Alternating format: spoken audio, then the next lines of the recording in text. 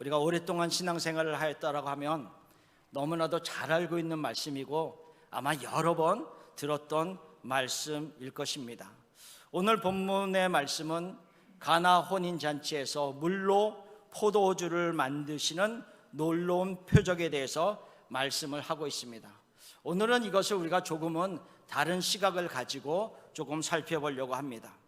오늘의 본문은 2장 앞에 보시면 1장 35절부터 이렇게 시작을 하고 있습니다. 예수님께서 안드로와 베드로를 부르십니다. 그리고 그 이튿날 빌립과 나다나엘을 불러서 예수님의 제자로 삼으시는 일들을 기록하고 있습니다.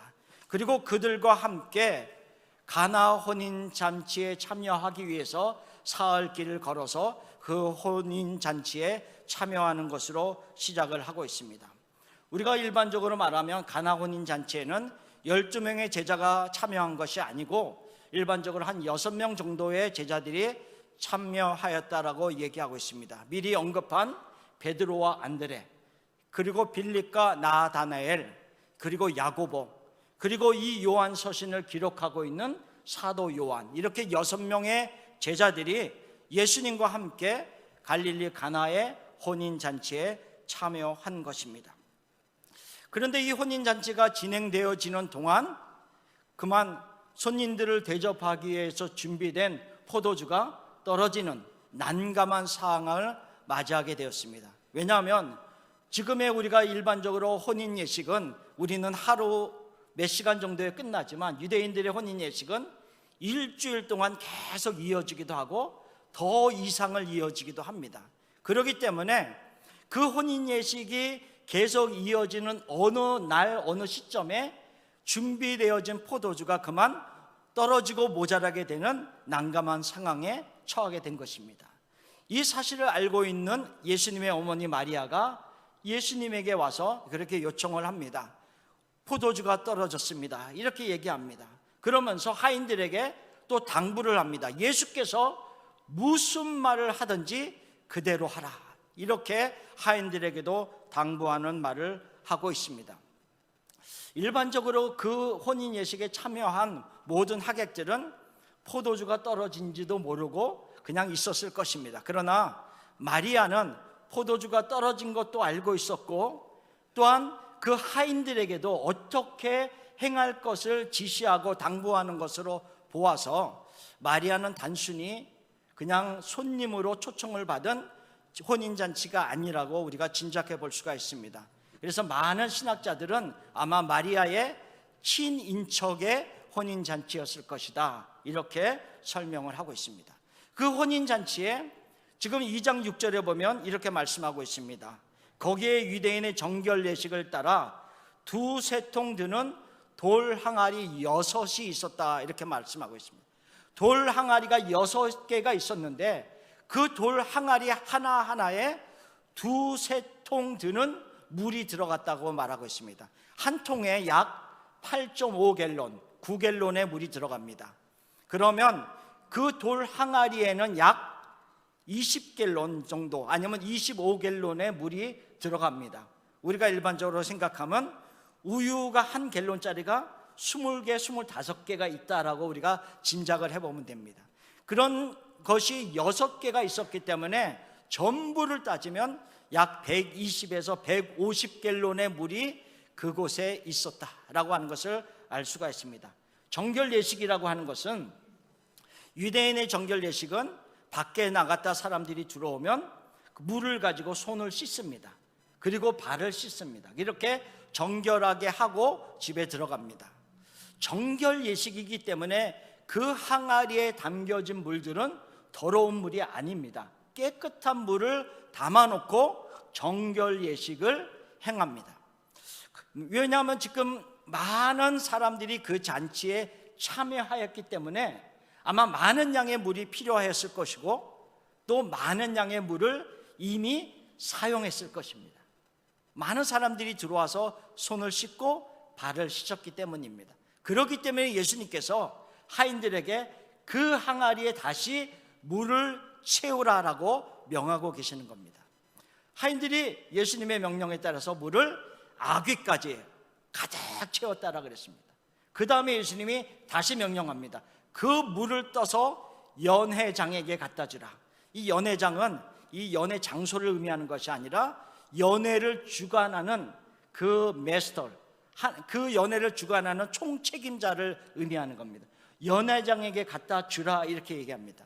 그랬더니 그 연회장이 그 포도주를 맛보고 좀 깜짝 놀랐습니다. 그래서 신랑을 불러서 이렇게 10절에 말하고 있습니다.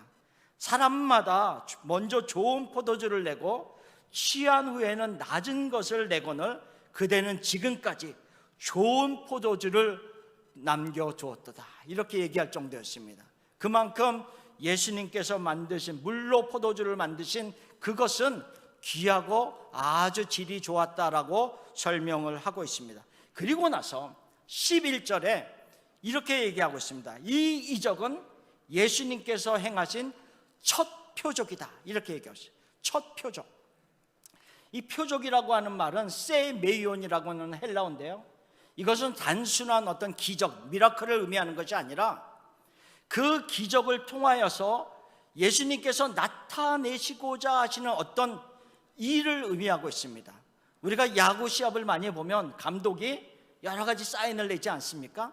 제가 만약 이렇게 사인을 낸다고 하면 여러분들이 아무 의미가 없을 것입니다. 그렇죠? 그러나 감독이 그 시합에서 이런 사인을 낸다라고 한다면 그것을 통하는 사람들은 그것이 무슨 사인인지를 알고 그들이 행할 것입니다. 마찬가지라는 거죠. 세이메이온이라고 하는 이 표적은 단순히 어느 기적을 행하고 끝나는 것이 아니라 이 표적을 통해서 예수님께서 예수님을 따르는 그 제자들과 지금 이것을 읽어보는 우리들에게 무엇인가 사인을 보내고 싶은 어떤 내용이 담겨져 있다라고 말씀을 하고 있는 것입니다. 그리고 나서 여기서 첫 표적이라고 했는데, 첫이라고 하는 이 헬라어도 아르케라고 하는 말입니다. 이 아르케는 우리가 일반적으로 보면 첫 번째, 두 번째, 세 번째 그런 의미의 first가 아니라 시작하는, beginning이라는 의미를 가지고 있습니다. 그래서 영어 성경을 보면 이것을 첫 표적이라고 하면서 뭐라고 얘기하고 있냐면 beginning of sign이라고 하는 그렇게 표기한 영어 성경들이 많이 있습니다. 표적의 시작이기도 하지만 예수님께서 자기의 공생애의 시작을 알리는 그런 표적으로 물을 포도주로 만드는 그런 이적을 행하셨다라고 지금은 말씀하고 있는 겁니다. 그러면 예수님이 구원의 시작을 알리는 이 시작점에서, 구원의 시작점에서 지금 우리에게 무엇을 말씀하시기를 원하시는가를 우리가 살펴보기를 원합니다. 세 가지를 우리가 살펴보기를 원하는데요, 첫 번째로는 구원의 이 시작점에서 구원자를 발견하라라고 하는 겁니다. 구원의 시작점에서 단순히 물로 포도주는 그 이적을 보고 끝나는 것이 아니라 구원자이신 예수 그리스도를 발견해야 될 것을 말씀하고 있습니다. 예수님은 공생의 시작을 하면서 왜 물로 포도주를 만들었을까라고 하는 질문을 던져봅니다. 여러 가지 다른 이적들도 많이 있었을 텐데 왜 물로 포도주를 만드는 이적을 행하시면서 자기의 공생의 시작을 알리시고 있는가라고 하는 겁니다. 그것을 알기 위해서는 우리가 구약으로 돌아가서 살펴볼 필요가 있습니다. 구약의 모세를 살펴보면요, 모세가 하나님의 부르심을 받고 또한 이스라엘 백성들을 애굽에서 건져내기 위하여서 하나님이 그를 보내십니다. 그리고 애굽왕 바로 앞에 서서 애굽왕 바로에게 이렇게 말씀을 하고 있습니다. 출애굽기 5장 1절을 보면요, 이스라엘의 하나님 여호와께서 이렇게 말씀하시기를 내 백성을 보내라. 그러면 그들이 광야에서 내 앞에서 절기를 지킬 것이니라 하셨나이다. 이렇게 말씀하고 있습니다. 내 백성을 보내라라고 하면서 하나님이 모세에게 하신 말씀을 바로에게 전달하고 있습니다. 그런데 그 전달받은 바로가 이렇게 반응을 2절에 하고 있습니다. 바로가 이르되 여호와가 누구이기에 내가 그의 목소리를 듣고 이스라엘을 보내겠느냐. 나는 여호와를 알지 못하니 이스라엘을 보내지 아니하리라. 이스라엘을 애굽에서 구원하시기 위하여서 하나님께서 행하시는 구원의 시작, 완악하게 나의 백성을 보내라라고 하시는 하나님의 메시지를 들었음에도 불구하고 하나님이 누구이냐라고 하면서 완악하게 거부하고 있는 바로에게, 애굽의 백성들에게 하나님이 시작하는 재앙의 첫은 무엇이었냐면 나일강을 피로 변하게 하는 사건이었습니다. 나일강을 피로 변하게 하는 사건을 시작으로 재앙이 시작하고 있음을 우리는 기억해야 됩니다. 애굽을 애굽답게 강하게 하고 풍요롭게 하는 가장 젖줄과 같은 그 나일강을 하나님이 치십니다. 그리고 그곳에 있는 모든 고기들이 죽게 만듭니다. 악취가 나게 만듭니다. 아무것도 마실 수 없는 물로 변하게 만듭니다. 나일강뿐만 아니라 모든 강물과 운하와 호수와 모든 것들이 다 피로 변하게 되었다라고 출애굽에서는 말씀을 하고 있습니다. 엄청난 재앙을 그들에게 내리셨습니다.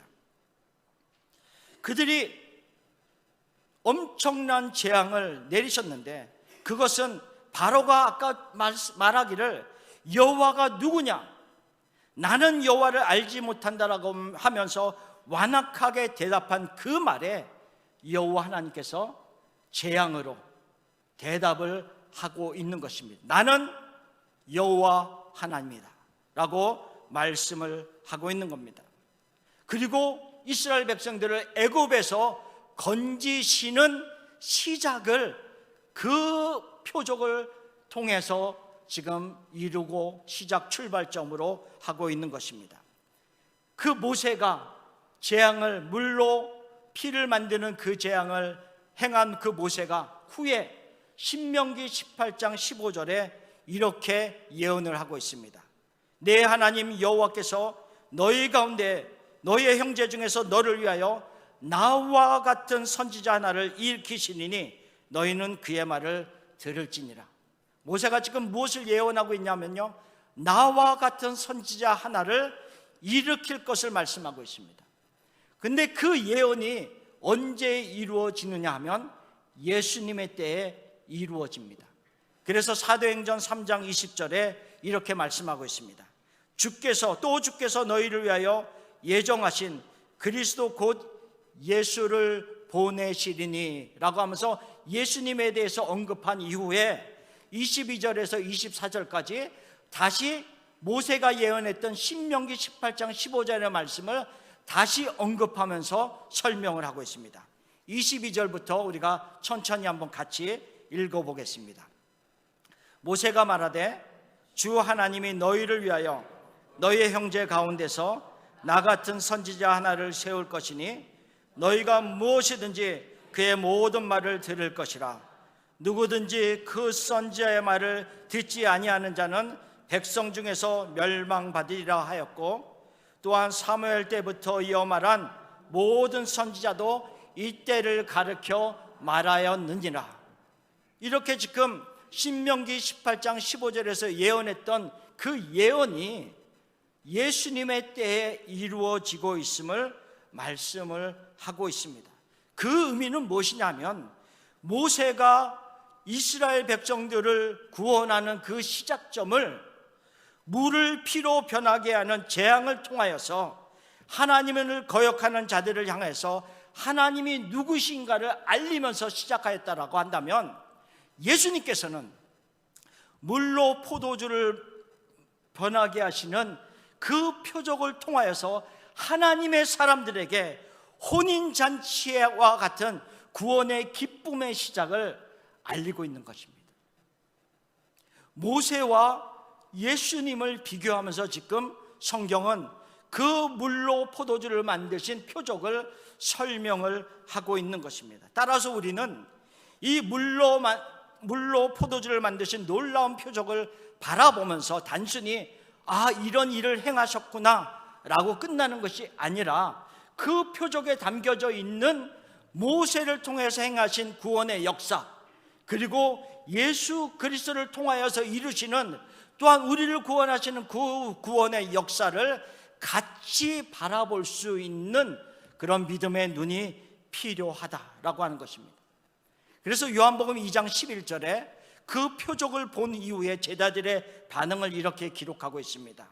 예수께서 이 첫 표적을 갈릴리 가나에서 행하여 그의 영광을 나타내심에 그 결과가 뭐라고요? 제자들이 그를 믿으니라. 그 표적을 보고 이런 일을 행하셨구나 라고 끝나는 것이 아닙니다. 그 표적을 보면서 제자들이 그를, 예수님을 믿었습니다. 메시아로 믿었습니다. 구원자로 믿었다는 거죠. 그렇다라고 한다면 이 기록된 하나님의 말씀을 접하는 우리들에게 동일한 것을 말씀하고 있는 겁니다. 이 물로 포도주를 변하는 표적을 우리는 대하면서 단순히 표적으로 끝나는 것이 아니라 예수님께서 우리를 구원하실 구원자이시구나, 메시아이시구나 라는 것을 같이 고백하는 자리까지 나가야 된다라고 하는 것입니다. 구원자를 볼 수 있어야 됩니다. 두 번째로 구원의 시작점에서 우리에게 하시는 말씀이 있습니다. 그것은 구원의 시작점에서 구원의 완성을 바라보라라고 하는 겁니다. 구원의 시작점에서 그 자리에서 멈추는 것이 아니라 구원의 완성까지 바라볼 수 있는 눈이 있어야 합니다. 4절에 보면 예수님께서 그 어머니 마리아가 포도주가 떨어졌음을 알렸을 때 이렇게 반응을 하였습니다. 예수께서 이르시되 여자여 나와 무슨 상관이 있나이까? 내 때가 아직 이르지 아니하였나이다. 이렇게 반응을 보였습니다. 여자여 나와 무슨 상관이 있습니까? 아직 내 때는 이르지 아니했습니다. 이렇게 얘기하고 있습니다. 여기서 여자여라고 하는 헬라어 귀나이라고 하는 말은 예수님께서 어머니를 하대하면서 말씀하시는 그런 단어가 아닙니다. 모든 여자분들을 존칭할 때 그분이 결혼을 했든지 아니했든지 어느 연령대에 있든지 상관없이, 그가 아니면은 낮은 직분에 있든지 아니면 높은 직분에 있든지 아무 상관없이 모든 여자를 가리켜서 귀나이라고 하는 호칭으로 그렇게 부릅니다. 그래서 성경은 자기의 아내를 부르는 호칭으로도 이 호칭이 많이 사용되었음을 성경에서 기록되어 있습니다. 예수님께서 공생애를 시작하면서 어머니에게 공적인 관계로서의 여인이여, 여자여 라고 그렇게 호칭을 하고 있을 뿐입니다. 그리고 나서 아직 내 때가 이르지 아니했습니다 이렇게 말씀하고 있습니다.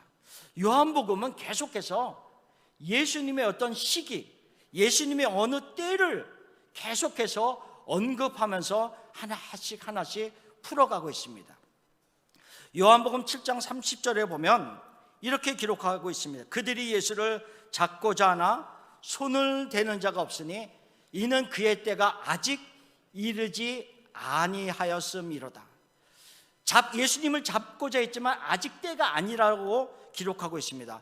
요한복음 8장 20절에도 동일한 말씀이 기록되어 있습니다. 이 말씀은 성전에서 가르치실 때 헌금함 앞에서 하셨으나 잡는 사람이 없으니 이는 그의 때가 아직 이르지 아니하였음이니라. 그러니까 예수님께서 가르치시는 것이 어느 골방이나 구석에 숨어서 조용히 몰래 한 것이 아니었음에도 불구하고 예수님을 잡지 아니하였다라고 이야기하고 있는 것입니다. 왜? 예수님의 때가 아직 이르지 아니했기 때문에 그렇습니다. 그런데 요한복음 12장의 23절에서는 그 때가 왔음을 얘기하고 있습니다. 예수께서 대답하여 이르시되 인자가 영광을 얻을 때가 왔도다. 인자가 영광을 얻을 때가 왔도다라고 하면서 23절에 얘기하신 후에 24절에서는 한 알의 밀이 땅에 떨어져 죽지 아니하면 한 알 그대로 있고 죽으면 많은 열매를 맺게 되느니라 라고 하는 말씀을 예수님이 하십니다. 즉 자신이 죽음으로 말미암아 구원의 많은 열매들이 일어날 것에 대한 말씀을 하고 있는 겁니다.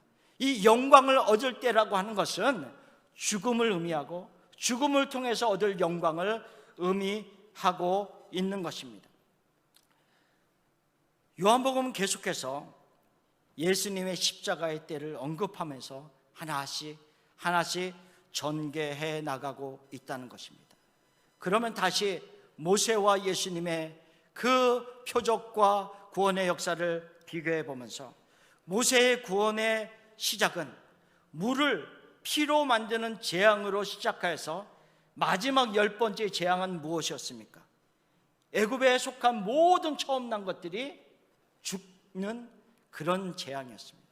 그 10번째 모든 장자가, 모든 처음 난 것들이 죽음으로 말미암아 재앙의 완성을 이루셨습니다. 하나님께 속하지 않아야 한 자들에게는 모든 것들의 재앙의 완성이 일어났습니다. 그리고 나서 하나님의 백성들이 애굽에서 떠나게 되는 일을 시작합니다. 예수님은 물을 포도주로 만드는 구원의 시작을 알리신 이후에 자신이 직접 십자가의 죽으심으로 구원의 완성을 이루셨습니다. 모든 하나님의 사람들을 구원하실 수 있는 조건을 충족하셨다는 거죠. 자신의 죽으심으로 다 이루셨습니다. 그래서 예수님께서 십자가 위에서 마지막에 뭐라고 말씀하셨죠? 다 이루었다 라고 말씀하셨던 겁니다. 이 구원의 시작과 완성을 요한 사도만이 기록하고 있습니다.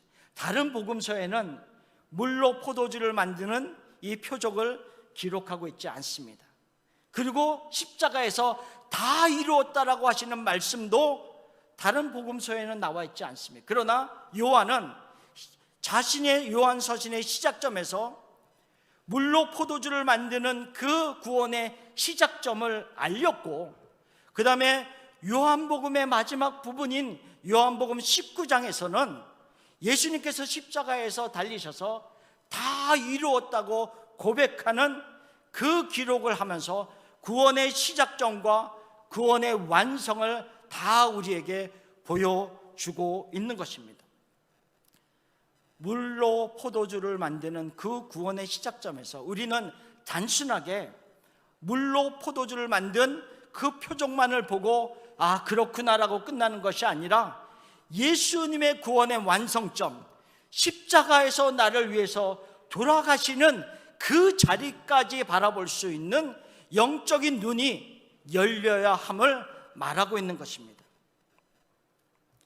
우리의 영적인 눈이 어디까지 열려서 어디까지 바라볼 수 있는지를 우리가 우리 자신을 바라보면서 깨달아야 된다라고 하는 것입니다.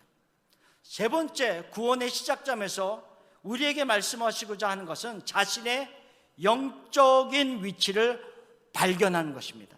내가 지금 어느 자리에, 영적인 어느 자리에 머물러 있는지를 알아야 한다는 것입니다. 예수님께서 물로 포도주를 만드시는 그 놀라운 표적의 현장에 있던 제자들이 얼마나 놀랐을까요? 다 그들은 보고 알았을 것 아닙니까? 물이 어떻게 포도주로 변합니까? 그 놀라운 표적을 보고 그들은 놀라워하면서 예수님을 메시아로 믿었습니다. 그러나 그 현장에 있던 그 제자들은 그 정도였습니다. 그 이상의 것을 아직은 바라볼 수 없는 그 모습들입니다. 그러나 우리는 이미 완성된 성경을 가지고 있지 않습니까?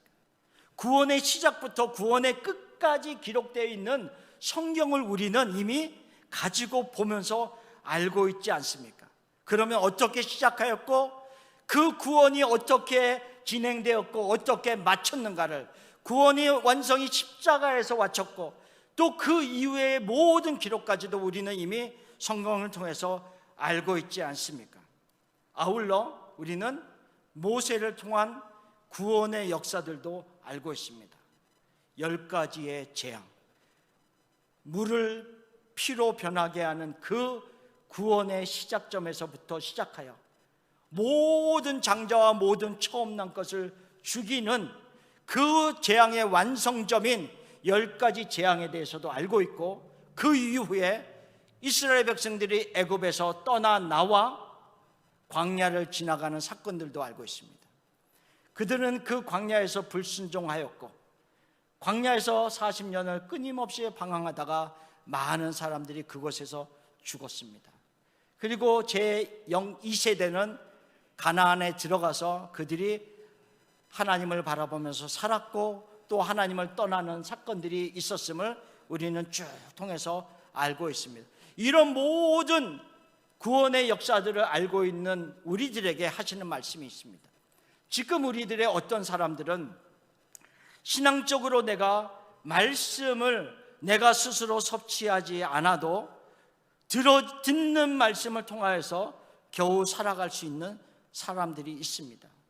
내가 하나님의 말씀을 연구하지 않아도, 내가 하나님의 말씀을 끊임없이 읽으면서 묵상하지 않아도 늘 들려지는 하나님의 말씀 속에서 내가 은혜를 받으며 살아가는 자들이 있습니다. 또는 내가 기도의 자리에 나가서 수고롭게 하나님과 씨름하면서 기도하지 않아도 누군가가 나를 위해서 기도하는 그 기도를 통하여서 연명하면서 살아가는 영적인 자들도 우리 안에는 있을 수 있습니다. 그렇다라고 하면 그 모습은 무엇을 의미할까요? 영적으로 내가 스스로 심지 않아도 거둘 수 있고 내가 심지 않아도 먹을 수 있는 것들이 있다라고 한다면 그것은 가나안에서 방황하는 자들, 광야에서 방황하고 있는 이스라엘 백성들의 모습과는 다르지 않다라고 합니다. 광야에서 이스라엘 백성들은요 씨를 뿌리지 않았습니다. 그들은 자기네 뿌린 것들을 거두는 수고도 하지 않았습니다. 그런데 그들은요 하늘에서 내리는 만나를 기적처럼 먹으면서 하루하루를 지냈습니다. 하나님이 보내주시는 메추라기를 먹으면서 너무 감사했습니다. 얼마나 기적과 같은 일입니까? 그들의 삶 속이 매일매일 기적의 연속이었습니다. 불과 기름 기둥으로요 그들을 안전하게 지켜주시면서 인도하셨습니다. 그렇지만 우리가 명심해야 될 것이 있습니다. 그 곳은 가나안 땅이 아니라 광야라고 하는 겁니다. 척박한 땅, 건조한 땅, 그 광야에서 기적을 경험하고 살아가고 있는 영적인 그리스도인의 모습이다 라고 말씀을 하고 있습니다. 하나님께서 이스라엘 백성들을 그 재앙의 완성을 이루시면서 구원해 내셨을 때 광야에서 살다가 죽으라라고 계획하셔서 끄집어내신 것 아니지 않습니까? 하나님은 그들을 애굽에서 이끌어내어서 젖과 꿀이 흐르는 땅 가나안을 그들에게 들어가 마음껏 하나님이 주신 복을 누리기를 원하셔서 애굽에서 나오게 하셨는데 너무나도 많은 사람들이 광야에서 방황하고 헤매다가 죽는 그런 안타까운 일들이 구약에 있었고 얼마든지 오늘날에도 우리 가운데 일어날 수 있음을 말씀하고 있는 것입니다. 나의 영적인 위치가 어디에 있는지를 알아야 합니다. 내가 아무리 기적을 경험하고 내가 아무리 놀라운 하나님의 역사 속에서 살아가고 있다라고 하여도 내가 스스로 영적인 어떤 것을 위하여서 심는 모습이 없고 내가 영적인 것을 심고 그것을 거두는 모습이 없다라고 한다면 나는 광야에서 하나님이 베푸시는 기적을 경험하면서 겨우 살아가고 있는 이스라엘 백성의 모습과 동일할 수 있음을 오늘 물로 포도주를 만드시는 이 표적을 통해서 우리에게 말씀하시기를 원하시는 겁니다. 그래서 히브리서 5장에는 이런 말씀을 하고 있습니다. 너희가 세월이 오래 지나서 마땅히 선생이 되어야 됨에도 불구하고 아직도 신앙의 초보에서 벗어나지 못하는도다. 아직도 단단한 음식을, 영적으로 단단한 음식을 먹지 못하고 어린아이와 같은 자리에 머물러 있다라고 히브리서 5장에 그런 말씀을 하고 있는 것입니다. 우리는 누군가를 책망하기 위해서 이런 말을 하는 것이 아니라 우리의 영적인 위치를 다시 발견하면서 그 자리에 다시 일어나 우리가 가나안을 향해서, 내가 만약 광야에 있다라고 한다면 가나안을 향해서 하나님이 하늘의 복을 우리에게 마음껏 주시기를 원하시는 그 가나안 땅을 향해서 한 걸음 한 걸음 다시 나아가는 힘이 필요하다라고 하는 것을 일깨우기 위함입니다.